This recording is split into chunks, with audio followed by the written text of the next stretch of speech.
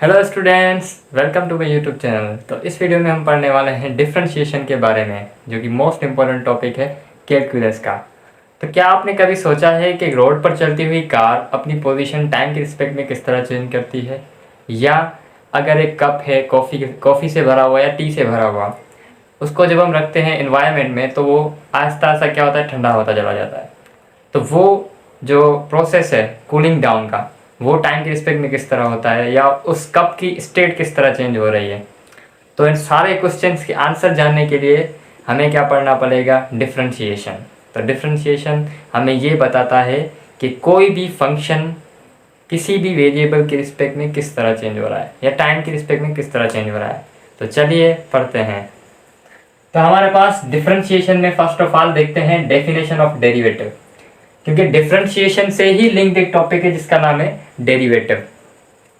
तो डेरिवेटिव की डेफिनेशन हमारे पास क्या है कि अ derivative is a rate at which a function is changing at a particular point. अब यहाँ पर रेट की मीनिंग क्या है? रेट किस चीज को डिनोट करता है? तो रेट का मतलब सिंपली ये है कि एक वेरिएबल का क्या चेंज हो रहा है दूसरे वेरिएबल के रिस्पेक्ट में, या टाइम की रिस्पेक्ट में कोई क्वांटिटी कितनी चेंज हो रही है, तो उसको हम रिप्रेजेंट करते हैं किससे? रेट से। रेट की जब भी बात आ जाए तो उसका मतलब क्या होगा कि कोई भी डिपेंडेंट वेरिएबल कितना चेंज हो रहा है with respect to independent variable. तो यहाँ पर रेट डिनोट करता है इसको। A derivative is a rate at which a function is changing at a particular point. अब यहाँ पर कौन सी चीज चेंज हो रही है? अ function is changing. Function is changing at a particular point. किसी भी पॉइंट पर क्या हो रहा है? फंक्शन जो है वो चेंज हो रहा है। अगर किसी भी पॉइंट पर फंक्शन चेंज हो रहा है तो इसका मतलब क्या है कि वहां पर डिपेंडेंट और इंडिपेंडेंट वेरिएबल्स भी होंगे। अब डिपेंडेंट वेरिएबल इंडिपेंडेंट क्या होते हैं? डिपेंडेंट वेरिएबल वो जो कि हमारे आउटपुट में आते हैं, और इंडिपेंडेंट वेरिएबल वो जो कि क्या होते हैं? हमारे इनपुट, जो कि हमारी चॉइस से हम कौन से भी सिलेक्ट कर सकते हैं, क्योंकि वो इंडिपेंडेंट है। तो डिपेंडेंट वेरिएबल के रिस्पेक्ट में डिपेंडेंट वेरिएबल चेंज आ रहा है इंडिपेंडेंट वेरिएबल के रिस्पेक्ट में, वही हमारा क्या कहलाता है? डेरिवेटिव। तो derivative is a rate at which a function is changing at a particular point. किसी भी पर्टिकुलर पॉइंट पर फंक्शन में जो चेंज आ रहा है, तो उस चेंज को हम क्या बोलते हैं? Derivative of function at that particular point. किस पॉइंट पर उस फंक्शन में चेंज आ रहा है। It is represented by symbol dy by dx। अब इसको चेंज को हम रिप्रेजेंट किससे करते हैं? इस सिंबल से। ये हमारी क्या होती है? dy by dx।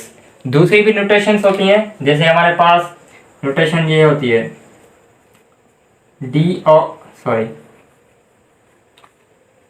दूसरी भी हमारे पास नोटेशंस होती हैं, जैसे हमारे पास ये जो प्राइम है ये शो करता है डेरिवेटिव को, और dy by dx ये भी किसको शो करता है? डेरिवेटिव को। इसकी बेसिकली मीनिंग क्या है? dy by dx की मीनिंग क्या होती है कि d मतलब बहुत ही छोटा चेंज। d किसको डिनोट करता है? d डिनोट करता है इनफाइनाइटेसिमल चेंज।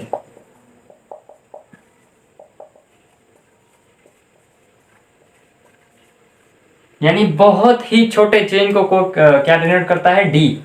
तो dy मतलब बहुत ही छोटा चेंज किसमें? y में। Very small change in y with respect to dx, dy by dx।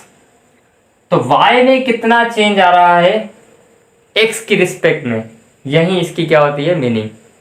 तो यहां पर हमारा x क्या है? इंडिपेंडेंट वेरिएबल, और y क्या होगा? Dependent variable. क्योंकि x जो है हम खुद चॉइस करेंगे क्या रखें फंक्शन में, और y क्या देगा हमें? आउटपुट। तो इंडिपेंडेंट वेरिएबल जो है उसके रिस्पेक्ट में डिपेंडेंट वेरिएबल में कितना चेंज आ रहा है, तो वो डिनोट करता है dy by dx। अब हम देखते हैं लिमिट डेफिनेशन ऑफ डेरिवेटिव के लिमिट को कॉन्सेप्ट को यूज करके हम डेरिवेटिव की डेफिनेशन किस तरह से एक अलग ही वे में देख सकते हैं। तो लिमिट डेफिनेशन ऑफ डेरिवेटिव में हमारे पास क्या है? The derivative of a function. Derivative क्या है? ऑफ अ फंक्शन मतलब फंक्शन का चेंज। डेरिवेटिव मतलब क्या? सिंपली बोले तो चेंज।